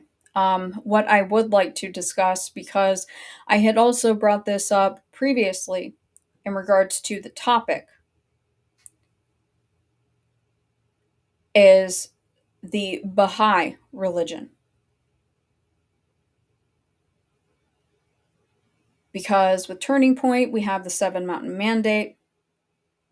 You guys, if you saw in my community section, I found Colonel Paul E. Valley, who wrote Mind War with Michael Aquino on the board of fucking Turning Point. Can someone explain to me how Candace has been bitching about Turning Point? That was the first time that I looked at that website and looked at that board. Because someone had sent me a Scientologist that was on that board, and I was just scrolling through, and I was like, oh shit, is that the Mind War guy? How did nobody point that out? I'm not talking about you guys, I'm just saying in general. I'm like, what the hell? Are you kidding me? So we have all of that going on. We have the Seven Mountain Mandate, and then we have this, Baha'i group. And this is an important element to it. Because right here, because I don't know if C-SPAN or, whatever is gonna do a copyright strike on me for the video, but I'm gonna go ahead and just show you from their own website, because when they held this interfaith holiday sort of event where Obama came and spoke in Newtown, where immediately, ironically enough, just like Erica, immediately it was, we have to forgive. There can be no anger. That's not natural, especially in the process of grief. That's not normal. The stages of grief are not linear, but anger is definitely a part of that. We had them do that, and what did Erica do? She immediately came out and said, I forgive him. And it's like, it sounds good. It's very noble. But when you're pushing that with a mass tragedy involving children, that's not normal. It's just fucking odd. But let's go ahead and let's see what the Baha'i people had to say. So this is from BahaiTeachings.org. Love, Not Fear, After Newtown by Homa Sabet Tavangar. I hope I said that right. The day after the horrific shootings in Newtown, Connecticut, at the busy Trader Joe's near my home in Pennsylvania, a well-dressed middle-aged man behind me in line had a large button on it that read Freedom First NRA. I couldn't ignore it and asked him, has anyone commented on that button you're wearing? He said, only the nutters. I think he meant the nut jobs. Then he said, you anti-gun people, assuming that I was. My question only asked if he'd been called out on that very loud statement he was wearing. Ignore the 22 kids stabbed with a knife in China. I said, not one of those people is dead. He then said accusingly, you're a liberal. By then a few people around the crowded store were looking on, but no one else spoke up. So I said, I'm not arguing with you about guns here, but you need to consider people's feelings today. This is a very difficult day. That pin rubs it in our faces. He didn't say anything else, and I was thinking freedom first, not children first, but I couldn't get the words out of my mouth. Though he was the one wearing the pin extolling guns, I didn't feel threatened by the man at the checkout line. I sensed fear from him, though, by his name-calling, quick judgment, and choice to wear his politics on his chest that particular day. My desire for dialogue may have been keener since my 9-year-old daughter was with me. A few hours earlier, we had told her the basics of what had occurred at Sandy Hook Elementary. Fresh in our thoughts, and after assessing it would be safe to engage him in conversation, I wanted her to see that we are not helpless, and that even among those who may disagree, we can and must talk to each other. Back in the car, Sophia and I took our time processing what had just happened. I hope to leave her with a bigger idea, one I've turned to often over the past decade, of unimaginable tragedy. Love is a light that never dwelleth in a heart possessed by fear. From Bahalua, I don't know if I'm saying that right, powerful and brief account of the mystical journey known as the 7 Valleys. It's kind of fucking weird, right? And the 4 Valleys. To get beyond shock, love, not fear, needs to guide me. Thanks to that exchange in the store, which probably lasted less than 5 minutes, I've been thinking about some powerful lessons of the heart for moving forward after the tragedy in Newtown. Like millions of others, while anguish seized my heart, I wrote to my congressman to urge stricter gun laws, but I needed to do more.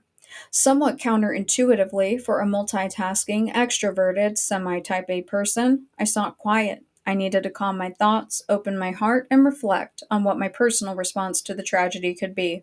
Then I had coffee.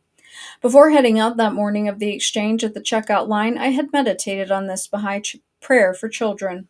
O thou kind Lord, these lovely children are the handiwork of the fingers of thy might and the wondrous signs of thy greatness. O God, protect these children, graciously assist them to be educated, and enable them to render service to the world of humanity. O God, these children are pearls. Cause them to be nurtured within the shell of thy loving kindness. Thou art the bountiful, the all-loving. As I prayed for those 20 first graders, the slain educators and their families, my thoughts turned to children near and far, and the urgent need for their physical, emotional, mental, and spiritual care. How transformed our world might be if we actually treated each precious child as a pearl of great value, actually putting children first.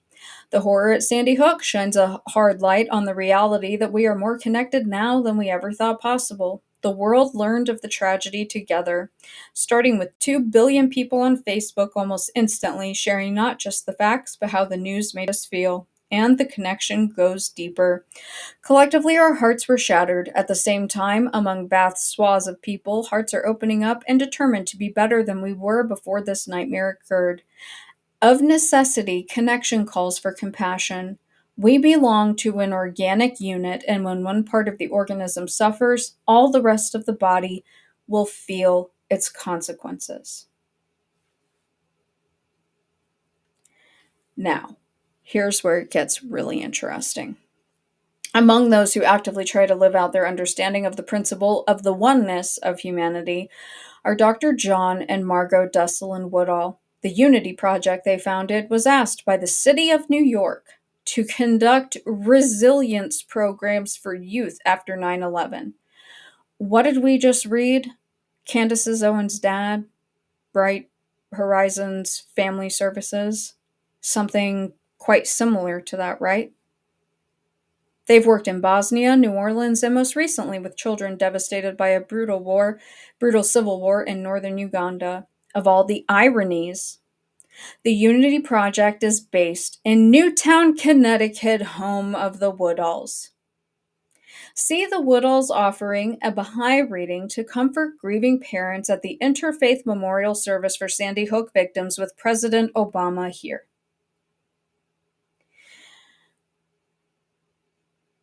Does anybody else find this fucking odd? As if preparing their whole lives for this, they've been able to instantly shift focus to Newtown, arming young people with the most powerful weapons known to man, an arsenal of dialogue, compassion, creativity, and resilience. Isn't that fascinating? That comes from Newtown. Because again, these are all noble ideas, but they're also not realistic. And I also don't think that they're healthy.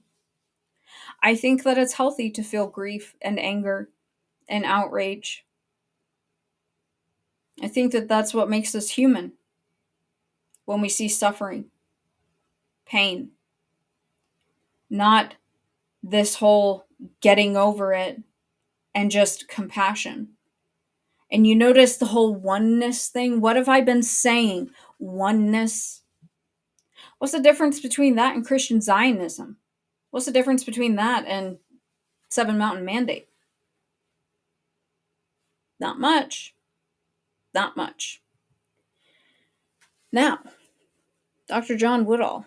We're not going to read every single page on here. But oh, he's an interesting character. He is very, very interesting. Hold on. How does this look? Okay, it looks good for you guys. All right, cool. So this is from Stargazer. There he is.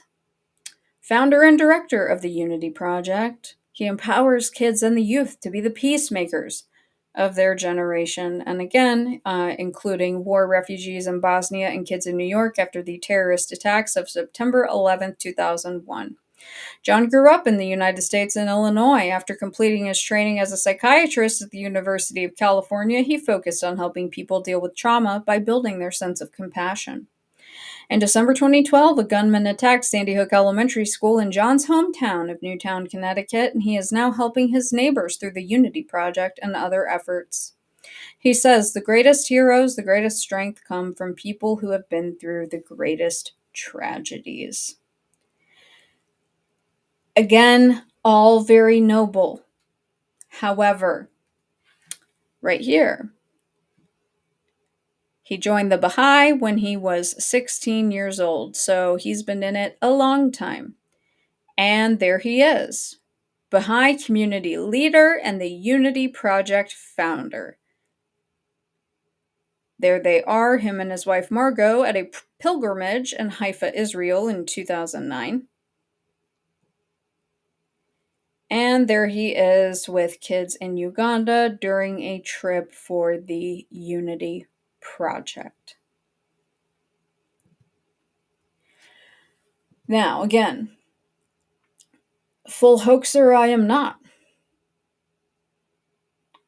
I think that there were, well, first off, I can say unequivocally that the individual known as Robert L. Owens Jr., Candace's father, according to all of the evidence, he knows what happened. I don't. But it seems odd that, all of this is taking place in this Unity Project. Was Newtown a Unity Project? I don't know. I'm not saying that it was. I'm just asking. Because I think that it's a little bit weird. I think it's a little bit sus. Now, I was looking into this guy last night just because I think he's a bit of an odd duck. And that question that I just asked, I think is kind of relevant. Kind of. It may not be, but I think it's kind of relevant. Yeah. So this is from CNN FYI, September 13th, 2000. Ask an expert. Early intervention can prevent violence. Again, it's the irony here. But what is he listed as? Dr. John Woodall is a psychiatrist and faculty member at the Judge Baker Children's Center at Harvard University. So is Harvard involved with the Unity Project, and was Newtown part of a Unity Project Harvard experiment? I don't know. I'm not a full hoaxer, man. I think that it was a fucking drill and shit went wrong. But right here, talking about how to intervene to prevent school violence. This is in 2000. I just think it's fucking odd. And right here at this time, he is the director of the Unity Project Curriculum Initiative, developing pro-social skills in diverse school settings.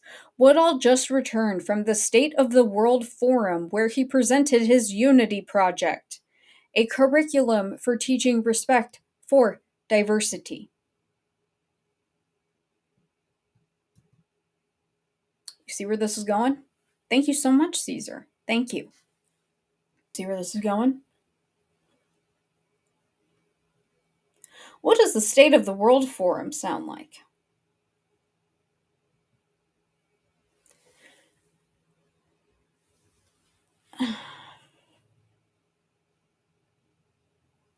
It sounds like exactly what you think it sounds like. But don't take my word for it. Let's go ahead and look. From the Center for Family Rights and Human Rights, CFAM, State of the World Forum, to Advance Global Governance for Everyone, by Austin Ruse, August 4th, 2000. International leaders from government, business, and civil society will meet in New York for 7 days in September to muse about mankind and his future. Founded in 1995 by former Soviet Communist leader Mikhail Gorbachev, the State of the World Forum meets regularly to advance a bundle of mostly far-left ideas. The State of the World Forum, quote, was founded with the explicit purpose of gathering together the creative genius of the human family, its elders and innovators, in a search for solutions to the critical challenges facing humanity in the 21st century, unquote. Organizers call it a powerful common evolutionary enterprise for our species. This sounds like the World Economic Forum. Yeah. This is the dark arts, guys. This is the dark arts. The three main principles drive the State of the World Forum. Oh, three main principles. Do you hear this? Ecological sustainability, as opposed to the generation of wealth. Global governance, rather than national sovereignty. And a compassionate society, as opposed to the global flow of capital. What is most striking about the forum is the long list of international heavyweights who participate. Even conservatives have turned up, including former British Minister Margaret Thatcher, former U.S. National Security Advisor Zbigniew Brzezinski, I know I said that wrong, and new Mexican President Vicente Fox.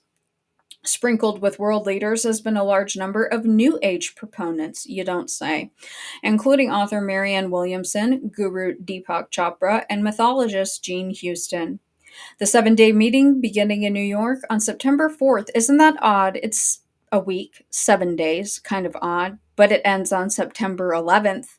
It's kind of odd, right? Is intended to coincide with a number of other important conferences attached to the United Nations. The UN will convene a Millennium Summit of up 150 heads of state and the World Peace Summit of world religious and spiritual leaders that meet just before the forum begins. This State of the World Forum will address shaping globalization, convening the community of stakeholders. Forum organizers contend the violent riots that occurred during the last meeting of the World Trade Organization in Seattle last December highlighted the inadequacies of the current system of global governance. Because, God forbid, people don't want to be ruled by you fucking psychos. This session of the State of the World Forum is being pitched as a global town meeting in which the private sector and civil society can come together for substantive dialogue with selected heads of state. You know how this reads to me? They're trying to present publicly a pause in the global class war, the rich versus the poor. Get the fuck out of here, okay? The forum will feature major sessions on business, children, education, sustainable development, globalization, global governance, global security, health science, and spirituality and social development. While the forum is viewed as a democratic meeting, it is unlikely that most people will have ever heard the terms global governance and sustainable development. Well, yeah, this is in 2000. People weren't out here talking about the technocracy all the time, right? It is also unlikely that most people have ever heard of those from civil society who will represent them at these meetings. At some point, it is likely that large new programs and new laws will evolve from the State of the World Forum and other bodies. Indeed. Indeed.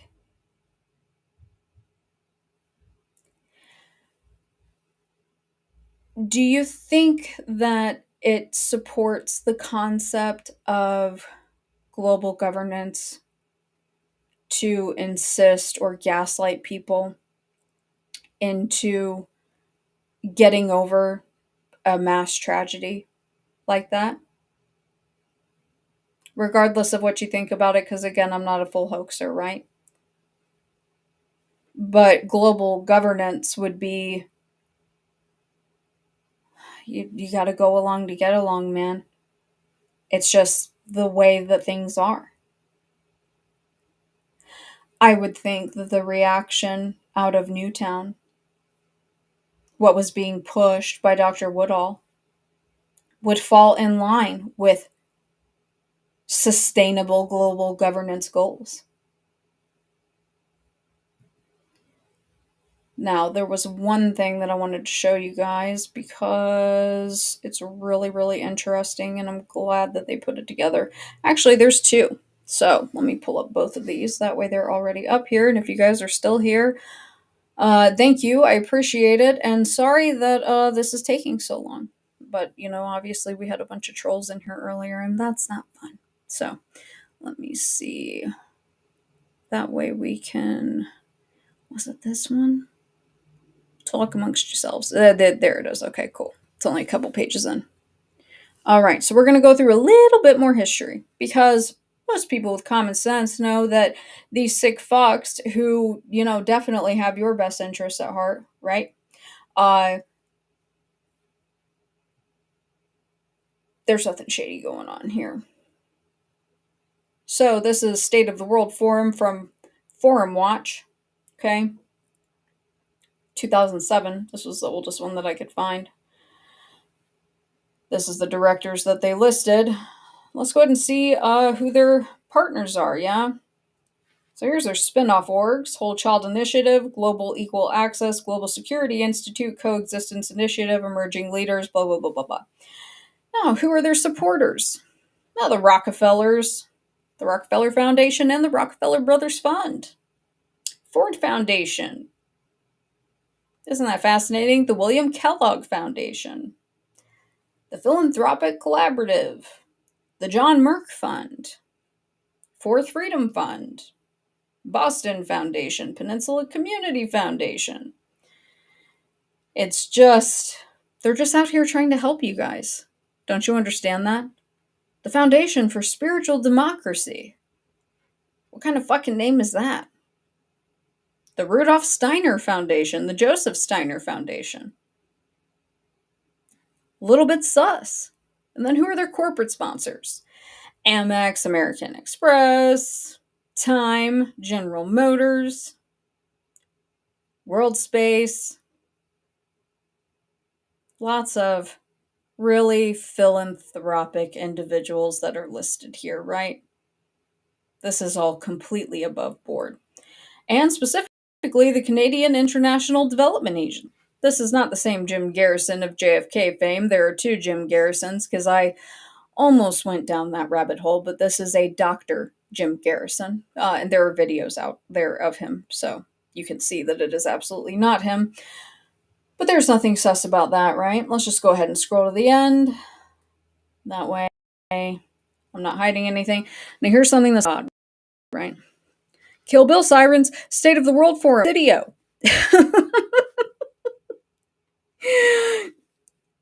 Do you see why I want to shave my head? Do you see why I want to shave it? Do you get it now? I hope that you get it now. Yeah, okay. Whoop, whoop. I deserve the Kill Bill Siren button for that. Now, just so that we're not mincing words about what these people are into, so this is from their website. State of the World 25, because of course they're still going, baby. Come on. So this is their history section, giving some historical context. And see, they list right here, Chairman of the Board, Dr. Jim Grossman. Or, I'm sorry, Dr. Jim Garrison. Different person, right? Not of JFK fame. But I would like to go to the next page. There we go. Nice little event. Not really. But the State of the World Forum left a lasting imprint on global discourse. The forum helped maintain the idea of holistic global problem solving, addressing economic, environmental, social, and spiritual challenges in an integrated way. Oh, there's just so many good words in there, right? Many of the themes championed at the forum, such as sustainable development, climate action, nuclear disarmament, interfaith dialogue, digital divide concerns, etc., gained momentum on the world stage in the late 90s and early 2000s and were eventually reflected in UN agendas and civil society campaigns. Huh.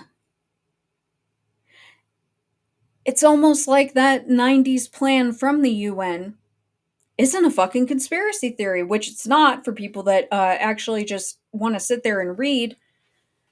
That shit pisses me off, man. But, we've got the Rockefellers. I mean, just look at Jane Goodall. Huh. Isn't that fascinating? Bill Urey. Tom Spencer. I mean, we've got all these people here who absolutely have your best interests, and more importantly, the best interests of the world that your children will grow up in. That's what they have in mind. And that's who you should trust. right? No. And I don't even have kids.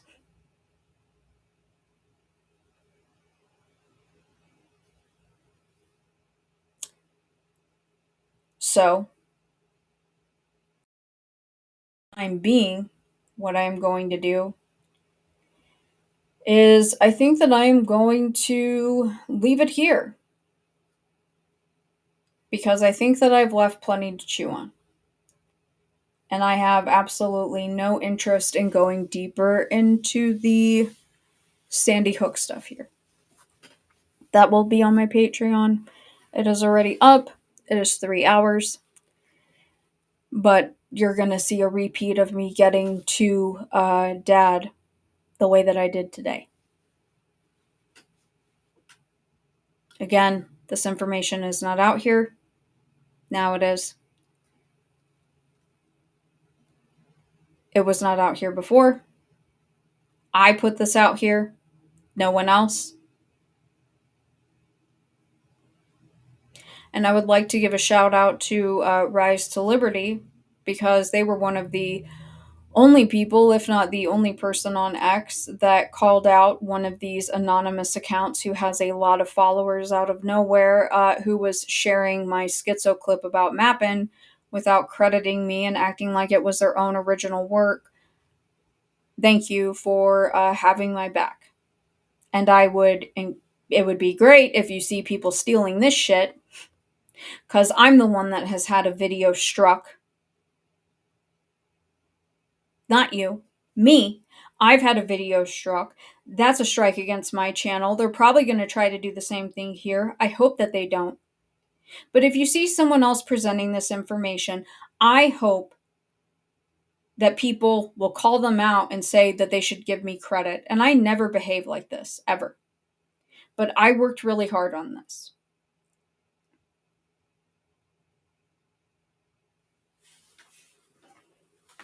And so, yeah, I am going to ask for my fucking flowers on this.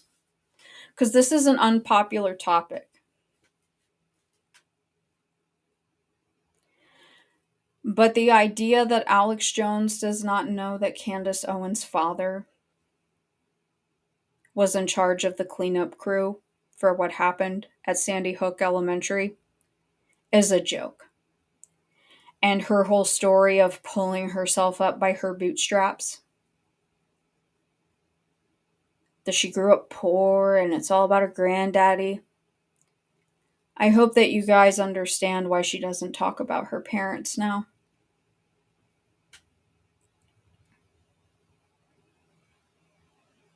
I hope it makes sense. And maybe Alex Jones was saying a little bit more than he meant to say when he said that she's going to be the next Megyn Kelly. It's just food for thought. Now I have got to add my outro here. But this was a lot. I don't even know if you guys, I don't know what you guys are seeing right now. Hold on. Hold, please. Oh, God, it's not going to work. I don't want to do this. Hello? Am I still here? Whoops. Damn it, I need to put in the outro. Hold on. Let me see. I hate that I have to do this whole add a scene thing. This is very annoying. Alright, well, let me just fucking do it then. Whatever. Don't judge me. Look away. I'm just kidding. Look away. I am glad Alex... Who cares if Alex Jones is talking about the 764 cult? I've literally... Hold up. That's what we're taking away from this? Hold, please. Is that what we're taking away from this show, that Alex Jones is talking about 764? No. No. I mean, people can have their opinions, what the fuck ever. 764 is literally a Fed cult. It's infested by fucking FBI agents. And I'm not going into the nuanced stuff with Newtown here, but I did on my Patreon. Get the fuck out of here. That's not the takeaway from today. I'm sorry, I am feeling a bit different today. because of how hard I've had to work on this and all the shit that people have given me. People out here calling me a pedophile, saying that I'm a member of the process and that my podcast is about me being a member of the process or Scientology and getting out.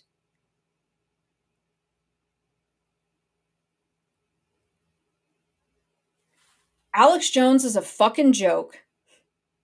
764, you can talk about it. Literally, it's on TV. There's a bunch of fucking feds in there. Same thing with the Proud Boys. Okay? The takeaway from this, I would hope, is that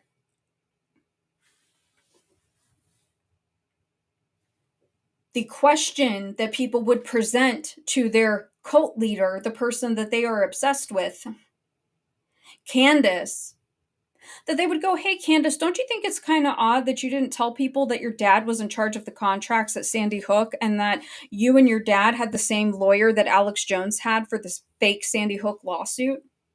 That should be the takeaway. Alex Jones doesn't expose anything. Alex Jones made it illegal to ask questions. That's what he did. You know what's going to happen next? We're going to have Candace crying on camera that the IRS and the Democrats are outside trying to shut her show down. And then we're going to see an ad for vitamin supplements. Do you remember when Alex Jones did that? Ian Carroll's a total fucking plant. He's a total plant. But do you remember when Alex Jones did that and nobody batted a fucking eye? They're gonna come and shut me down. That's why I included the clip of him crying in the schizo clip. And you know what I'm gonna do? I'm just gonna end it with the schizo clip. Because I would bet you $20 and my last dollar that there has been conversations over the dinner table between Mr. Owens and Mr. Jones about what happened that day. And in my opinion, that makes everything that Candace has done since whatever happened to Charlie happened, it makes all of this so much more fucking nefarious.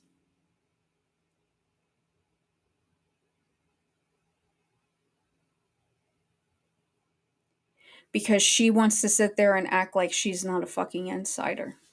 The fuck you're not. Your dad is.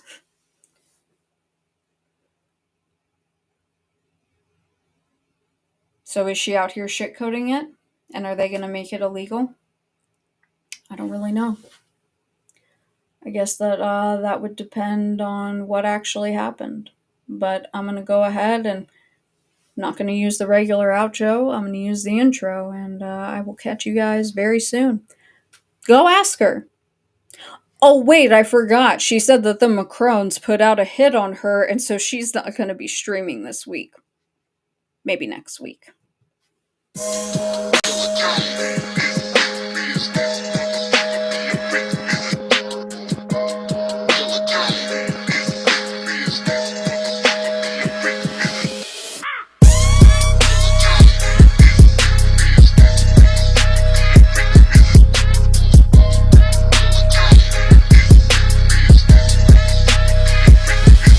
Bitch, you know the scope is murder when I'm crossing through your fucking hood. Bullies with them bullies, banging the set is still up to no good. Bring the pump, leaving the body inside of the trunk. You better get slumped, make a little body and leave it in trunk. Slow to the phone, rolling the snow. West side, jumping out the whip with a full clip, then I let it bust with a deadly touch. Getting buck as fuck, don't get stuck by the devil's son. Curse and burn by the flames, this ain't in the range. I'm bringing the pain, looked in the brain, I don't give a fuck. Hanging myself, then cut on the vein.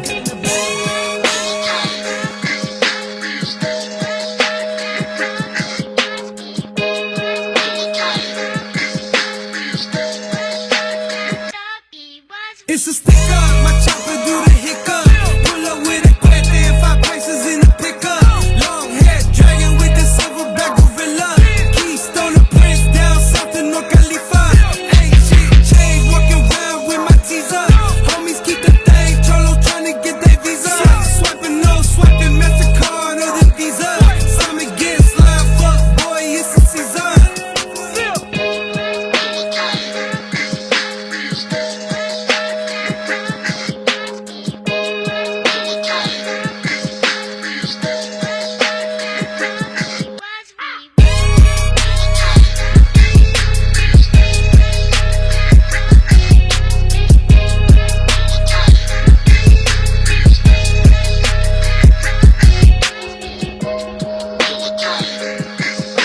understand.